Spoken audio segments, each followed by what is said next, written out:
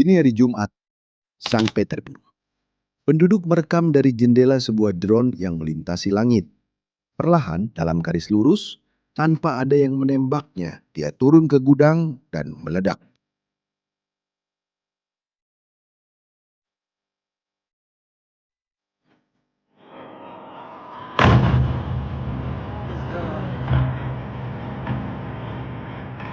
Beberapa menit kemudian, lainnya.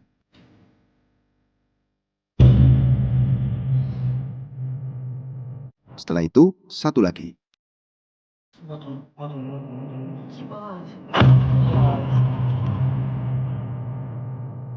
Di bawah sana, di halaman, seorang satpam berteriak bahwa ada tabung gas di gudang. Sementara puing-puing berterbangan di atas atap.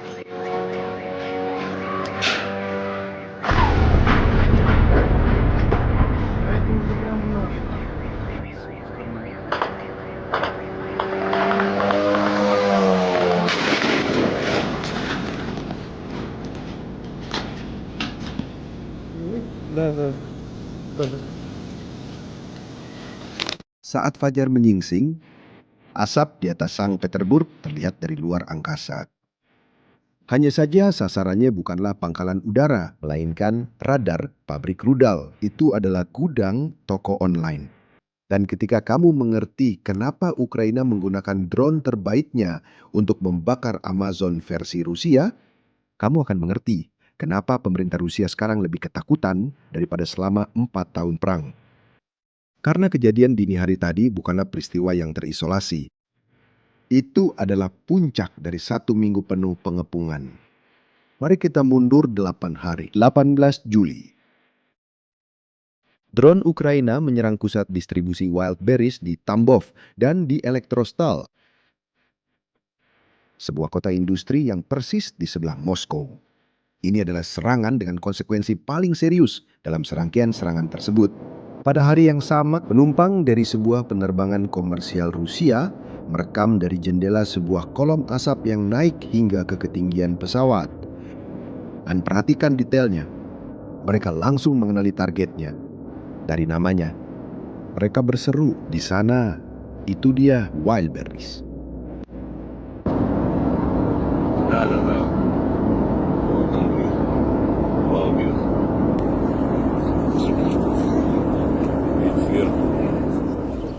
Tidak ada yang perlu menjelaskan apapun kepada siapapun. 3 hari kemudian, gambar lain menunjukkan apa yang tersisa dari Elektrostal. Tidak ada dinding, tidak ada atap. Hanya tiang-tiang baja telanjang berbaris sepanjang ratusan meter masih mengeluarkan asap. Dan satu-satunya mobil pemadam kebakaran, kecil sekali, berhenti di samping reruntuhan. Lalu pada tanggal 20, giliran Podolsk. Tanggal 22, Krasnodar dan Nevinomys di selatan. Di Krasnodar, asapnya membentuk pola yang begitu aneh sehingga penduduk setempat membandingkannya dengan tornado. Lihatlah gambar-gambar ini. Sebuah massa hitam yang turun dari langit hingga ke cakrawala dan menutupi seluruh kawasan pemukiman dengan cahaya oranye dari api di bawah sana. Pihak berwenang setempat mengerahkan lebih dari 100 petugas pemadam kebakaran dan sebuah helikopter khusus untuk mengendalikan api. Pada tanggal 23, sasarannya berada di Voronezh. Pada tanggal 24 dini hari, yang menjadi pembuka video ini di Sankt Petersburg, Tver, dan bahkan Simferopol di Crimea yang diduduki. Dan pada tanggal 25, mereka melakukan serangan di Yekaterinburg, dan itu mengubah skala-skalanya. Perhatikan ini. Ekaterinburg terletak di pegunungan Ural, 1.800 km dari Ukraina, lebih jauh dari garis depan daripada jarak antara Lisboa dan Paris. Dan bahkan di sana, petugas berseragam berlari dari tempat parkir yang terbakar, sementara seseorang berteriak agar mereka menjauh.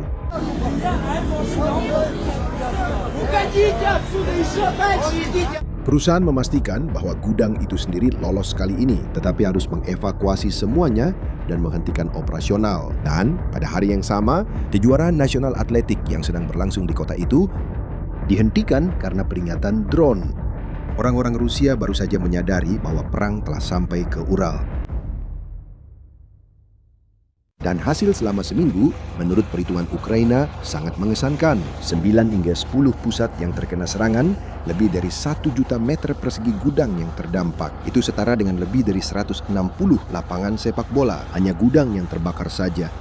Sekarang, pernahkah kamu berpikir kenapa targetnya itu? Kenapa Ukraina memutuskan untuk menyerang sebuah toko online?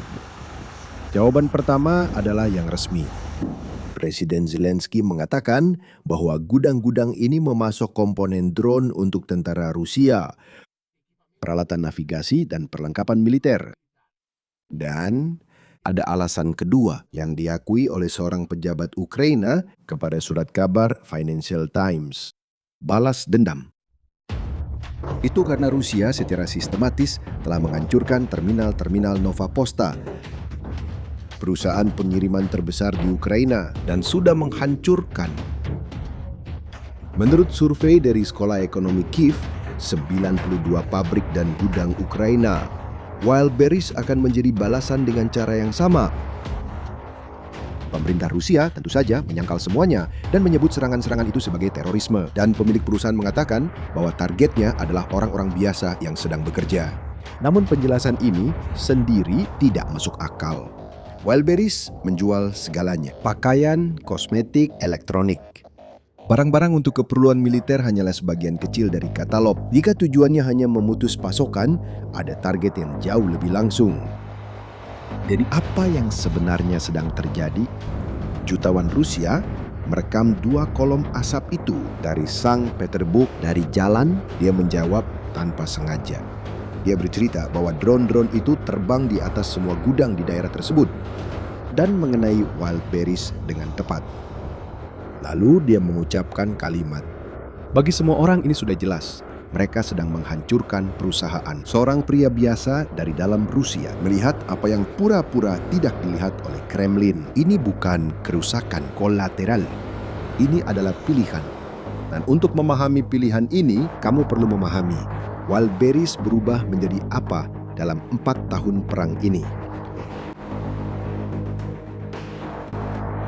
Pada tahun 2022, ketika invasi dimulai, Barat mempertaruhkan segalanya pada sanksi dan merek-merek pun pergi. Mereka menutup toko-toko, mereka meninggalkan pasar Rusia.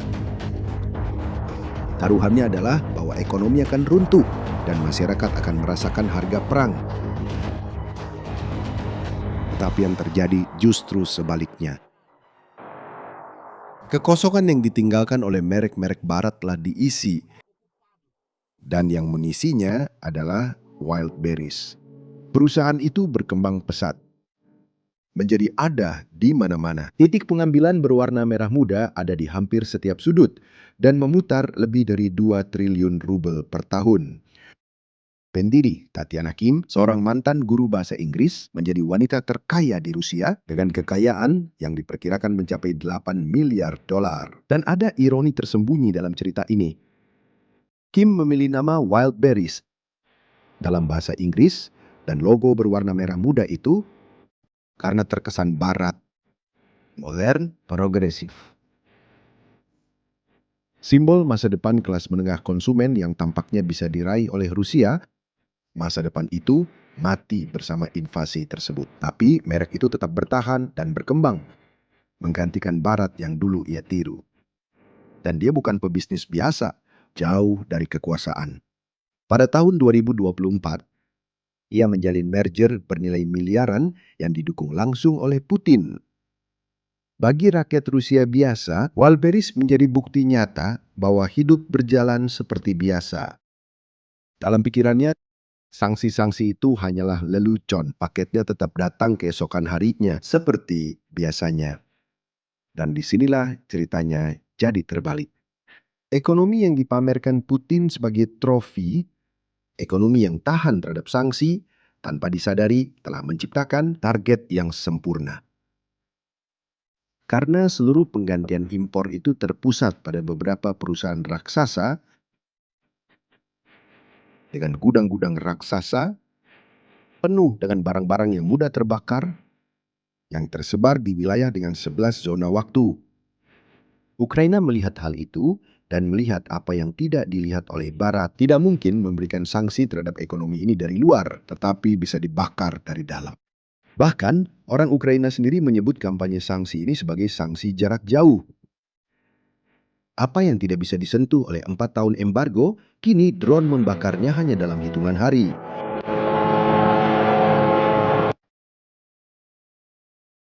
Jika analisis ini menunjukkan kepada Anda sisi perang yang tidak ditampilkan oleh berita biasa, sebaiknya langsung saja berlangganan kanal ini. Sekarang muncul pertanyaan yang mungkin ada di benak banyak orang. Oke, tapi di mana pertahanan Rusia? Bukankah Rusia punya sistem pertahanan udara paling terkenal di dunia? Punya. Dan disinilah matematika yang membuat pemerintah Rusia tidak bisa tidur. Senjata dari kampanye ini, menurut laporan dari media khusus, adalah FP1, sebuah drone serang Ukraina buatan Firepoint. Dan angkanya menjelaskan semuanya. Harganya sekitar $55.000. Bisa terbang hingga 1.600 km.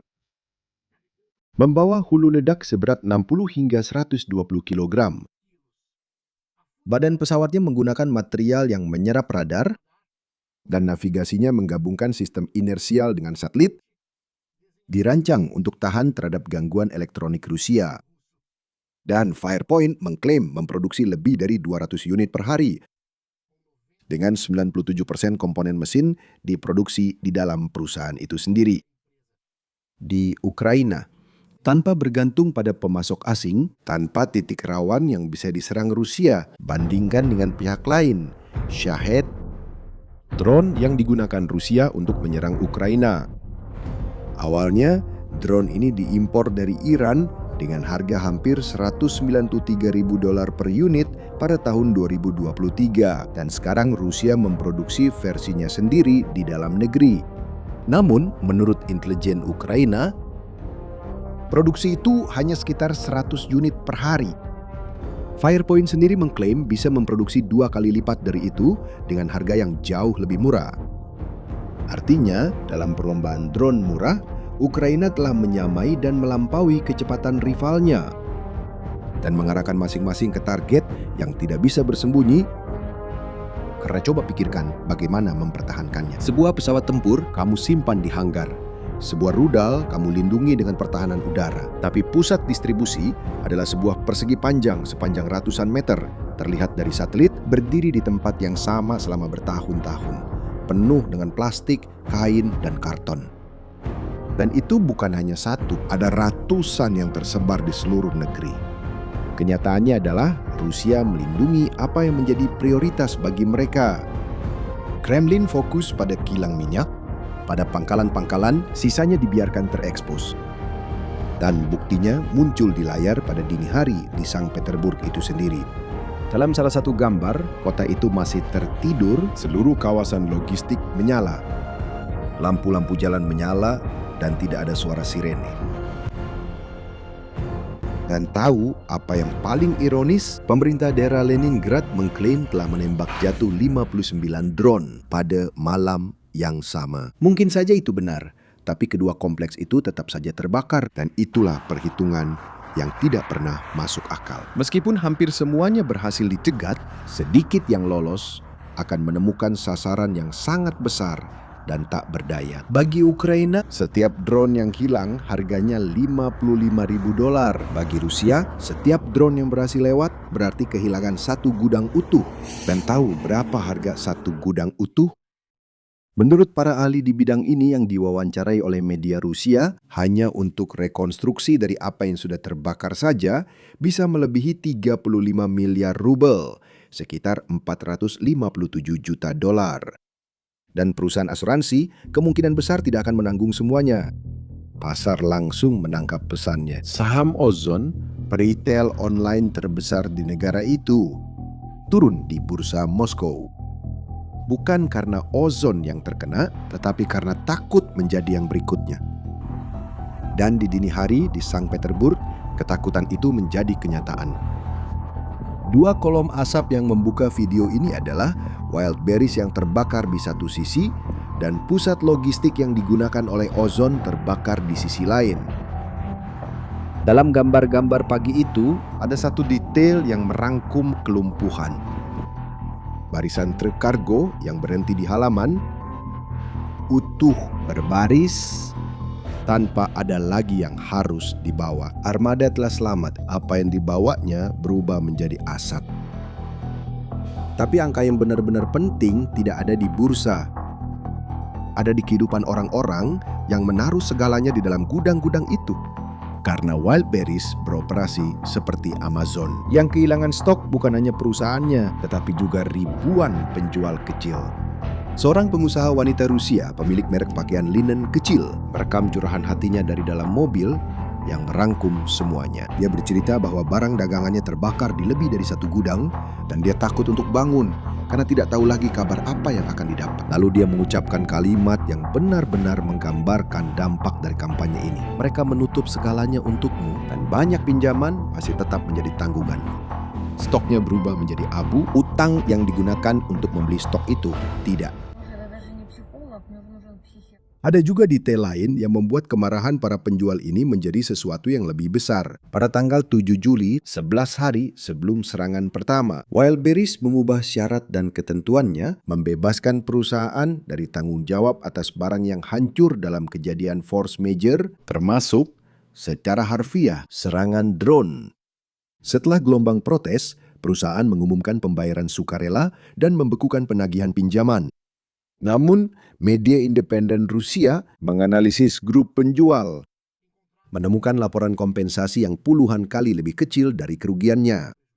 Ada penjual yang memposting bukti pembayaran kurang dari $200 untuk stok senilai ratusan ribu rubel yang berubah menjadi abu. Dan tahu apa yang lebih parah lagi? Biayanya bukan hanya soal uang. Di bagian lain kota, seorang warga Sankt Petersburg terbangun, membuka jendela, dan merekam awan berbentuk jamur yang mendominasi cakrawala. Masih gemetar dia berkata, "Saya sedang tidur, saya tidak mendengar apa-apa." Alarm juga tidak berbunyi untuknya. Dan mungkin kalimat ini mengatakan lebih banyak daripada analisis apapun. Di Rusia tahun 2026, kamu bisa tidur dengan tenang dan bangun dengan perang di jendela. Reaksi dari pihak Rusia pun muncul tentu saja. Bahkan pendiri Wildberries sendiri, Tatiana Kim, mengumumkan bahwa dia sedang mendistribusikan ulang barang dagangan di antara gudang-gudang yang tersisa. Dia juga memanfaatkan kesempatan itu untuk berterima kasih kepada para karyawan dan berjanji akan memberikan stabilitas. Pemerintah berjanji akan memberikan perlindungan. Tapi, ayo kita jujur di sini. Rusia punya uang dan punya kemampuan untuk membangun kembali gudang-gudang. Tapi membangun kembali gudang saja tidak menyelesaikan masalah. Karena masalahnya bukan pada gudangnya. Masalahnya adalah strukturnya. Kenyataannya, ekonomi substitusi ini tetap terpusat, sangat besar, dan mustahil untuk sepenuhnya dipertahankan. Setiap gudang baru adalah target baru. Dan kampanye ini sudah mulai meluas untuk membuktikan hal itu. Pada minggu yang sama, drone menyerang 3 pabrik Miratorg, produsen daging terbesar di negara itu. Dan menurut saluran pemantauan Ukraina, lebih dari 16 drone menyerang sebuah pangkalan minyak di Armavir dengan kebakaran yang terjadi hanya beberapa ratus meter dari gedung-gedung tempat tinggal.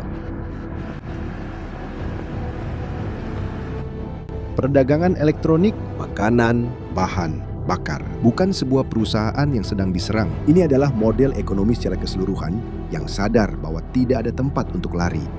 Dan itulah mengapa kampanye ini lebih menakutkan bagi Kremlin daripada serangan apapun ke pangkalan militer. Sebuah pangkalan yang hancur adalah kemunduran. Menyakitkan, tapi bisa digantikan. Ekonomi tanpa pertahanan adalah masalah tanpa solusi. Sanksi dari Barat bergantung pada konsensus antara puluhan pemerintah dari Eropa hingga Amerika Serikat, dan Rusia belajar untuk menyiasatinya.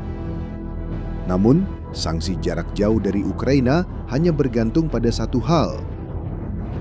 Sebuah lini produksi Ukraina yang mengirimkan 200 drone per hari. Tidak ada pertemuan puncak yang bisa menghentikan hal itu. Tidak ada celah hukum. Dan target mereka bukanlah tentara Rusia. Yang jadi sasaran adalah perjanjian diam-diam yang menopang 4 tahun ini. Janji bahwa perang akan tetap jauh dari sini. Bahwa hidup akan berjalan seperti biasa. Bahwa paketnya akan tiba keesokan harinya. Seperti yang bisa kamu lihat sendiri, perjanjian itu terbakar bersama dengan gudang-gudang itu. Perusahaan-perusahaan besar Rusia sudah mengetahuinya. Dan daftarnya, baik ini baru saja dimulai. Kami akan terus mengikuti setiap bab dari kampanye ini di kanal ini. Jadi berlanggananlah agar tidak ketinggalan yang akan datang. Sekarang saya ingin tahu pendapat Anda. Menurut Anda, apakah serangan-serangan ini akan membuat Putin mundur? Tulis di kolom komentar di bawah apa yang Anda pikirkan. Terima kasih sudah menonton dan sampai jumpa di video berikutnya.